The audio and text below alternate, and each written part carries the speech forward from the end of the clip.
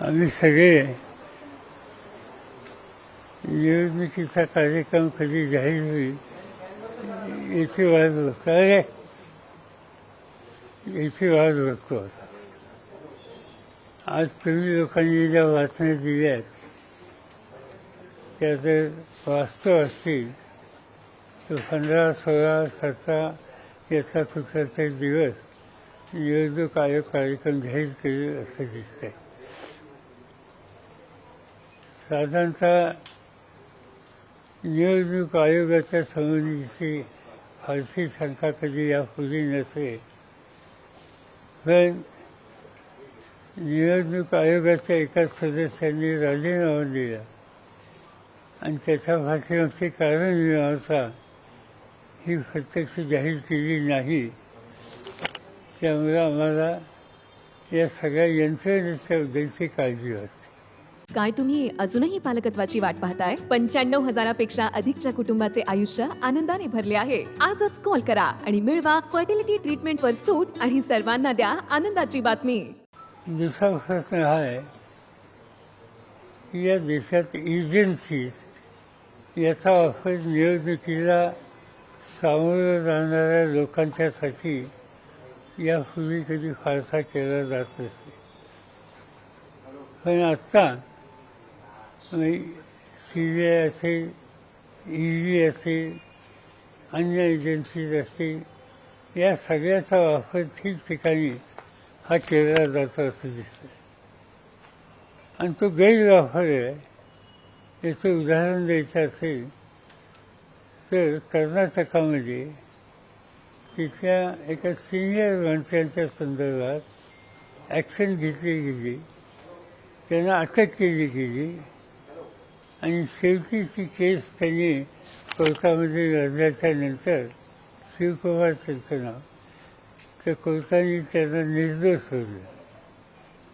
आज राज्यामध्ये एखाद्या क्रमांक 2चा सिनियर मंत्री त्यांना अटक करणं, त्याचं ॲक्शन घेणं आणि त्या ॲक्शन ह्या कोर्टामध्ये न टिकणं याचा अर्थ स्वच्छ आहे की ईडीचा गैरवापर ह्या सातत्याने केला जातो. आणि महाराष्ट्रामध्ये हे काम सुरू झालं असं दिसतं. यापूर्वी अनिल देशमुख यांच्या ॲक्शन घेतली गेली. त्यांच्या संबंधी जो आरोप केला जायला की एका शिक्षण संस्थेला 100 कोटी रुपये त्यांनी घेतले, त्यासाठी त्यांना अटकही केली, तुरुंगात ठेवलं.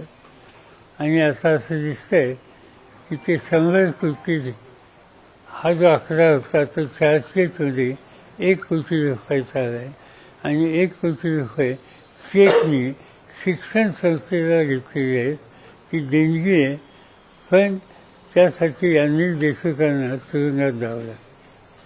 तसंच सामनाचे संपादक संजय राऊत त्यांच्या बाबतीत असंच घडलं गेलं आणि त्यांचा आता कोर्टाचा निकाल काय लागेल तर बघतो, पण त्यांना जामीन मिळालेली आहे. ही एक प्रकारची दहशत ही निर्माण करण्याच्या बद्दलची पावले आहेत. आणि विशेषतः रोहित पवार यांना आत्ता जे काही 2-3 दिवसात बोलवलं गेलं आणि जे काही एकंदर चाललेलं दिसतंय, त्यांच्या संस्थेची जप्ती करणं आणि कारवाई करण्याची प्रक्रिया सुरू करणं हे दिसतंय. त्यांच्यावरचा आरोप काय? त्यांच्यावरचा आरोप असा आहे की त्यांनी एक साखर कारखाना, तो साखर कारखाना विकायला कोणी काढला? सरकारने आणि बँकेने. आणि तिथं टेंडर मागवल्याच्यानंतर त्यांचं टेंडर काय 50-54 काहीतरी कोटीचं हायएस्ट होतं आणि त्या हायएस्टसाठी ती संस्था त्यांना देण्यात आली. आता तुम्ही त्या बँकेनं विकलेल्या कारखान्यांची यादी बघितली तर निम्म्यापेक्षा जास्त कारखाने हे 25 कोटीच्या आत विकलेले. म्हणजे 25 कोटीच्या आत ज्याची विक्री झाली तिथं केस केलेली नाही आणि 54 कोटीमध्ये जिथं विक्री झाली तिथं त्यांनी याची केस केली. याचा अर्थ स्वच्छ ह्या जाणीवमधून एखादा दुसरा सार्वजनिक जीवनामध्ये ॲक्टिव्ह कार्यकर्ता असेल तर त्याला थांबवायचं कसं, नवीच कसं करायचं, दहशत कशी निर्माण करायची याच्या उद्देशी ही पावले आहेत. आणि म्हणून ह्या एजन्सी विशेषतः ईडी आणि त्या संबंधी या सगळ्या इलेक्शनवर त्यांचा एक वेगळा परिणाम हा करायचं जाणीवपूर्वक पावले टाकलेली दिसतात. आम्ही त्यांची माहिती मिळवली. माहिती आता साधारणतः असं आहे की हे एन्फोर्समेंट डिपार्टमेंट 2005 ते 2023 हा 17 वर्षाचा काळ आहे. या काळामध्ये 2 सरकारं येऊन गेली. एक आम्हा लोकांचं सरकार गेलं आणि दुसरं आत्ताचं ज्यांचे आता सरकार आहे त्यांचे सरकार. या सगळ्या काळामध्ये ईडीच्या केसेस 5,906 या नोंदवल्या गेल्या. 5,906 आणि यापैकी चौकशी करून आजपर्यंत डिस्पोज किती केल्या तर 25. म्हणजे 5,906 पैकी ज्याचा निर्णय लागला तो 25 0.42%. म्हणजे 0.42% हा डिस्पोजल रेट आहे.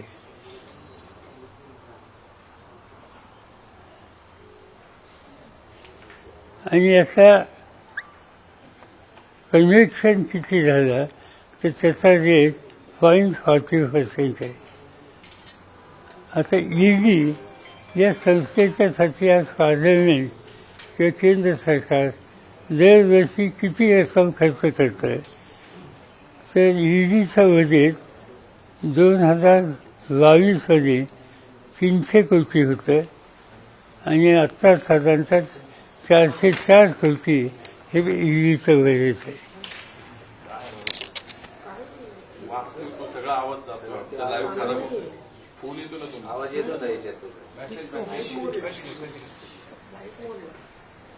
ऐकू येत नाही.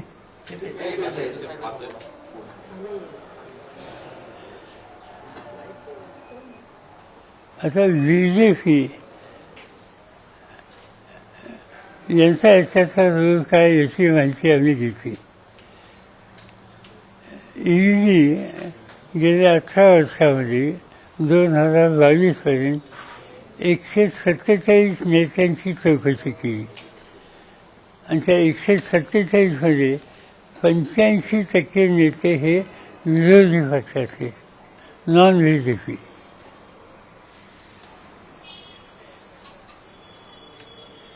त्यामध्ये 115 विरोधी पक्षाचे म्हणजे 95% ज्यांची चौकशी झाली हे अपोजिशनचे आहेत, म्हणजे 95%.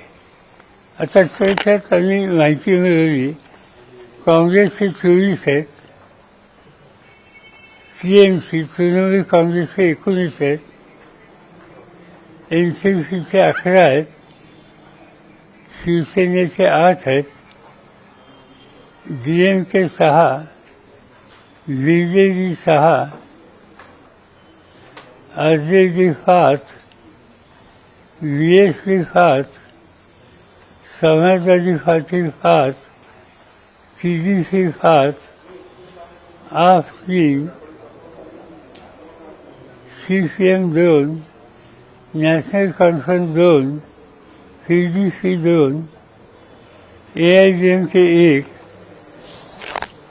मनसे 1, TRS 1. म्हणजे भाजप सत्तेवर आल्यापासून 8 वर्षामध्ये 121 नेत्यांच्या कारवाई केली. त्याच्यामध्ये एक मुख्यमंत्री, एक माजी मुख्यमंत्री, विरोधी पक्षाच्या सरकारमध्ये 14 मंत्री, 24 खासदार, 21 आमदार, 7 माजी खासदार आणि 11 माजी खासदार. ईडीकडून कारवाई ज्यांच्यावर केली गेली त्यात एकही बीजेपीचे नाही आहे.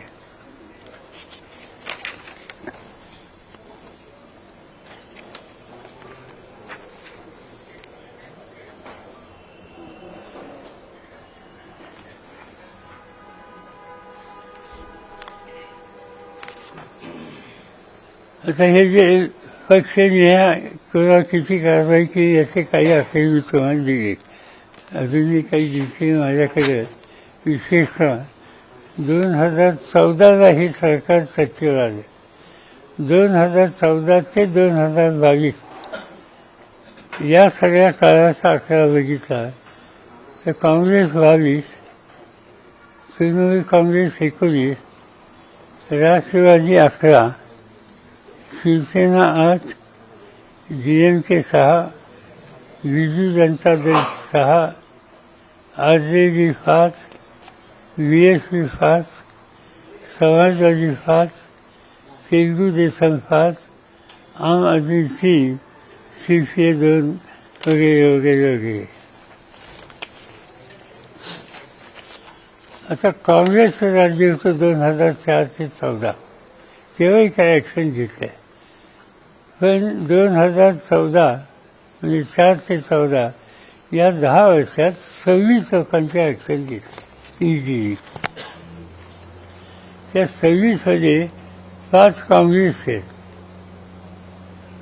आणि भाजपचे 3 आहेत. यावरून असं दिसतं की काँग्रेस फडणवीस UPAच्या काळात ED राजकीय हेतूनं वागत नव्हती, त्या पद्धतीनं कारवाई करत नव्हती. आज राजकीय सुडापोटी कारवाई केल्या जातात आणि ED हा भाजपचा एक सहकारी पक्ष बनलेला आहे. ED कोणावर येणार आहे, कधी कारवाई करणार आहे हे भाजपच्या नेत्यांना माहीत असतं. त्यासाठी धमक्या देतात. कोणत्या काळात नेत्यावर कारवाई करायची याचे आदेश भाजप कार्यालयातून निघतात का काय अशी शंका यावी असं एक वातावरण त्या ठिकाणी आहे. आणि UPA आम्ही लोक सत्तेवर असतो त्या काळात ज्या कारवाई झाल्या आहेत त्याच्यात काँग्रेस 5, तृणमूल काँग्रेस 7, DMK 4, BJP 3, बिजू जनता 1 आणि इतर 1. याचा अर्थ स्वच्छ आहे की डॉक्टर मनमोहन सिंग यांच्या कालावधीमध्ये EDचा गैरवापर केलेला नाही आणि करत असताना स्वतःच्या पक्षातल्या सुद्धा लोकांच्या चौकशी करायची वेळ आली की तिथेही कारवाई केलेली आहे. आणि या सगळ्यामध्ये विरोधी पक्ष मुख्य जो आहे BJP त्याचं नाव या ठिकाणी नाही. आणि म्हणून आज या आयुधाचा सतत गैरवापर हे करून एक प्रकारचं दहशतीचं वातावरण तयार करणं. अनेक ठिकाणी उमेदवार जे आम्ही निवडले किंवा निवडाच्या प्रक्रियेत आहोत त्यांच्याकडे EDची जाऊन चौकशी करणं आणि कळत न कळत तुम्ही अपोजिशन करणं निवडणुकीला उभं राहू नका अशा प्रकारची धमकी ही देण्याच्या उद्देशी खबरदारी आज घेतली जाते. ही चिंताजनक गोष्ट आहे आणि ही मला या मीडियाच्या माध्यमातून आपल्याला सांगायचं. काही विचारायचं. साहेब, रोहित पवारांनी काल पत्रकार परिषद घेतली. ते म्हणले की EDची कारवाई जी आहे ती सुरू आहे आणि पुढील 5 ते 6 महिन्यात त्यांना जेलमध्ये टाकण्याची शक्यता त्यांनी वर्तवली. काय आता अनिल देशमुखांचं उदाहरण पाहिजे, संजय राऊतांचं उदाहरण पाहिजे, त्यावर काही भरोसा नाही. रोहित पवार सुद्धा म्हणलं की आमच्याकडे 9 मंत्र्यांच्या फाईल आहेत भ्रष्टाचाराच्या आहेत. ते मला माहिती नाही. ही चौकशी करेन, माझी त्यांची भेट नाही. हे नाही पण आता जिथं आम्हा लोकांचं राज्य इथं नाहीच आहे त्यामुळे प्रश्नच नाही. देशात EDची सत्ता ही भाजपच्या हातात आहे त्यामुळे आमचा त्याचा संबंध नाही. पण आमचं फास्ट रेकॉर्ड काय आहे ह्याची आकडेवारी तुम्हाला दिली आणि त्यामुळे आमच्या फास्ट रेकॉर्डमध्ये सत्तेचा गैरवापर असा कधी केला नाही. आणि तो करत असताना स्वतःच्या पक्षातल्या लोकांनी चुका केल्या असतील तर त्यांना वेगळा न्याय आणि इतरांना वेगळा न्याय ही भूमिका आमच्या काळात नव्हती. शिवसेनेचे आमदार रवींद्र वायकर पण ते शिवसेनेत प्रवेश करतात. EDची नोटीस आणि EDची कारवाई सुरू आहे. त्याच्यावरती ते खात्री करतात. दिसतं ना सुरू झालेलीच होती. आणि त्यामुळे अनेक ठिकाणी म्हणजे याच्यामध्ये असे लोक आहेत की कारवाई सुरू झाली आणि त्याच्यामुळे लोक इकडून तिकडे गेले आणि त्यामुळे त्यांची चौकशी थांबली. कदाचित महाराष्ट्रात हसन शेख उदाहरण त्यांच्याकडे काहीतरी रेल्वे झाल्याचं तुम्ही लोकांनी वाचण्यात छापल्या होत्या. आता काही दिसत नाही, सगळं शांत आहे. सरकारमध्ये आहेत म्हणजे चांगली गोष्ट आहे. साहेब, तुमचे आमदार असतील, खासदार असतील, पदाधिकारी असतील, यांना कुठून तरी धमकीचे फोन, ईडीची चौकशी वगैरे असं करून पक्षप्रवेशासाठी असं केलं जातंय असं तुम्हाला वाटतं का? नाही, सरळ गोष्ट आहे की त्यांना तुम्ही या निवडणुकीच्या प्रक्रियेपासून किंवा विरोधकांना मदत करण्याची जी प्रक्रिया आहे त्याच्यापासून दूर राहावं असं सूचित केलं जाण्याची लक्षण आहे. साहेब, एकच निवडणूक आयुक्त आता आहेत. 2 निवडणूक आयुक्त पद आता रिक्त झालेली आहेत. तुम्हाला वाटतं निपक्ष निवडणूक होईल? आता दुसरे जे इथे नियुक्ती होतील ते पंतप्रधान आणि त्यांचे एक मंत्री ते दोघंच करणार आहेत. सुप्रीम कोर्टाचे जे कारण आता त्याच्यात जे दुरुस्त्या केल्या त्याच्यात पूर्वी प्राईम मिनिस्टर आणि एक ऑपोजिशनचं कोणते लिडर ऑफ ऑपोजिशन आणि सरन्यायाधीश, तर त्याच्यात जो बदल केला आहे त्याच्यात मला असं सरन्यायाधीश काढले, असं लीडर ऑफ ऑपोजिशन कंटिन्यू होते केलं. ते, आणि एक मिनिस्टर, सिनियर मिनिस्टर. आणि आता सरन्यायाधीश त्याच्यामध्ये होते ते त्यांना आता कमी केलेलं आहे. आणि त्यामुळे आता काय मोदी साहेब जे ठरवतील ते मान्य. सर, निलेश लंके तुमच्या संपर्कात प्रवेश करणार होते अशी चर्चा सुरू आहे. नाही त्याचं काय अर्थ नाही. तुम्ही त्यांना पक्षात येण्यासाठी विचाराल का, बोलाल? ऐकून काय म्हणजे एकदम काय असे अनेक लोक आहेत ते सगळ्यांना विचारत बसत. आज पक्षप्रवेश होणार अशी चर्चा होती. मलाही माहिती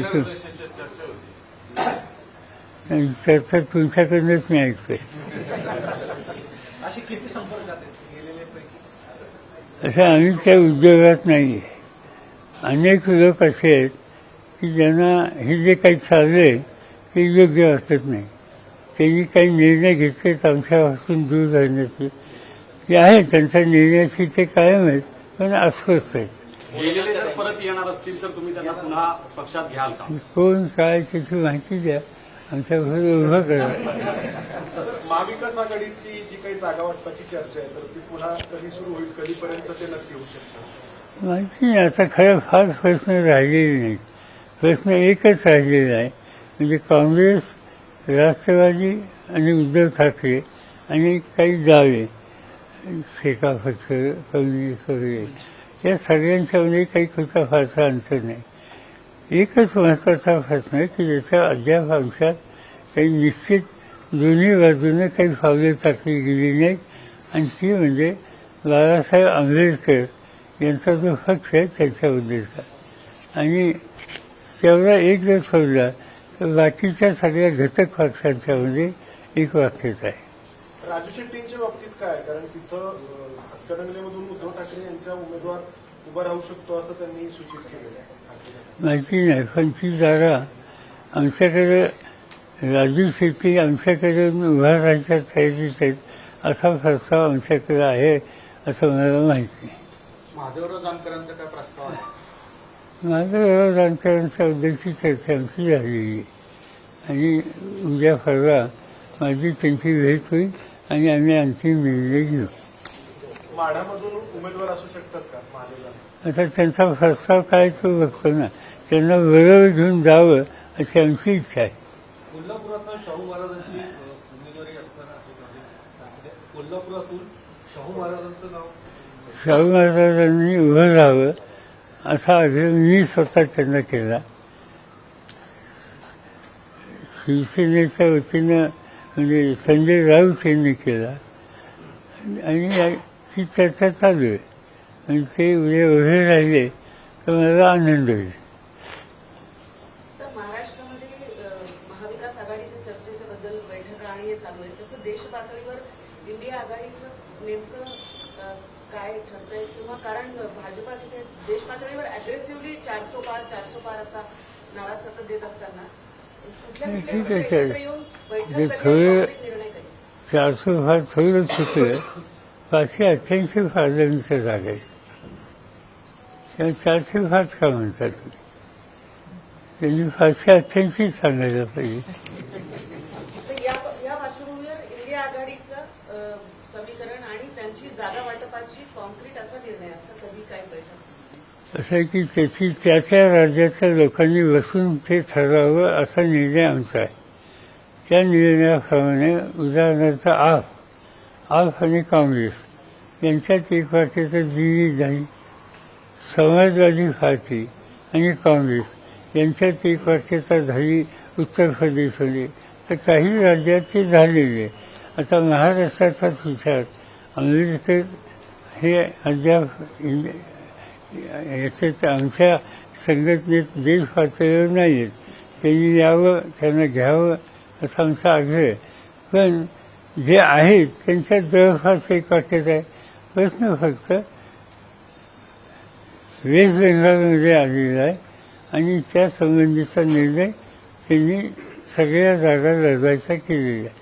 व्यक्तीच्या माझी त्यांच्याशी चर्चा नाही, मी जाणून घेईल ते आज उद्या. तर आंबेडकरांचं नेमकं काय आहे? प्रकाश आंबेडकर तुमच्यासोबत येत आहे नाही येत आहे ते निश्चित नाही, चर्चा चालू आहे.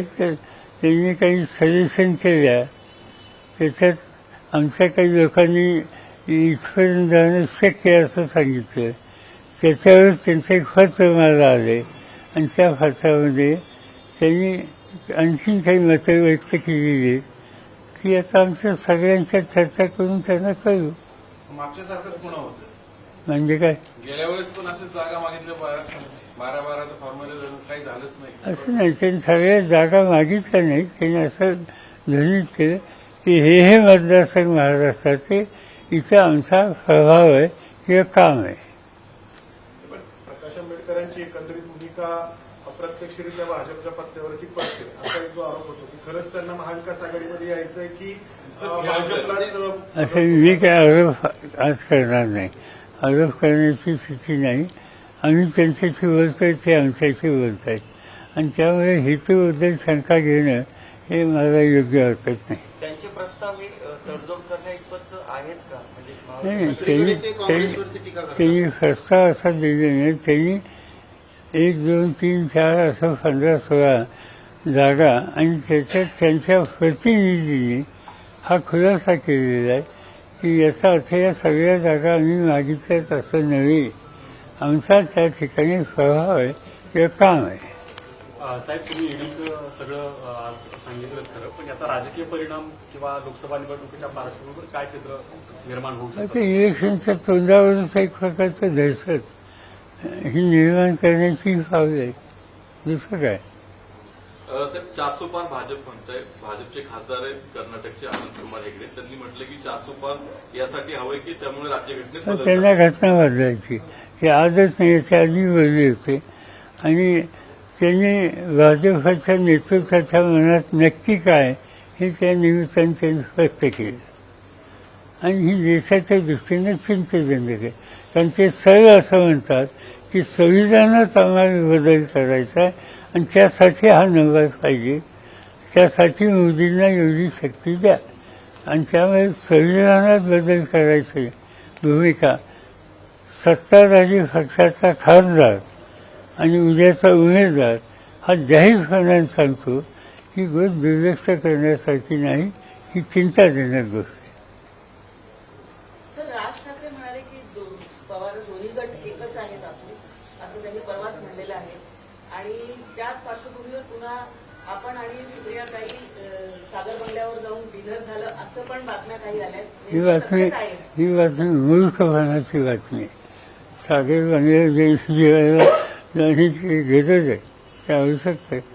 म्हणजे काही बातम्या तुम्ही लोक कसा देता त्याचंही उत्तम उदाहरण आहे. मराठा आंदोलक उमेदवार उभे करणारे अशी मराठा आंदोलक उमेदवार उभे करणारे अशी प्रत्येक लोकसभा मतदारसंघामध्ये माहिती नाही. म्हणजे वर्तमानपत्रात वाचतोय, प्रत्यक्ष काय घडेल हे माहिती नाही. चर्चा वगैरे चर्चा अजिबात नाही.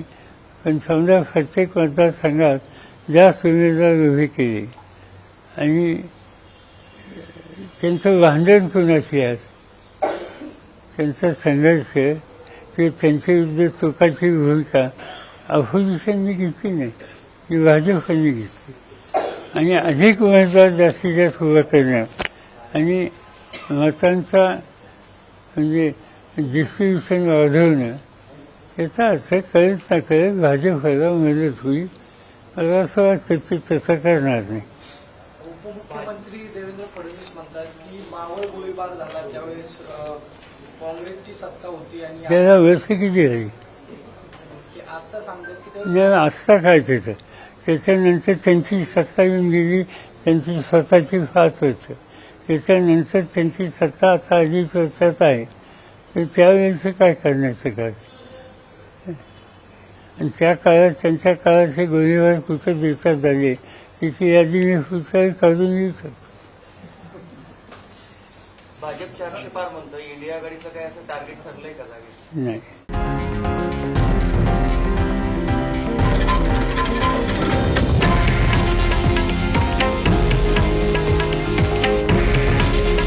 हे आहे देशातील नंबर 1 न्यूज नेटवर्क आणि आपण पाहत आहात TV9 मराठी. काळजी तुमची, हित महाराष्ट्राचं.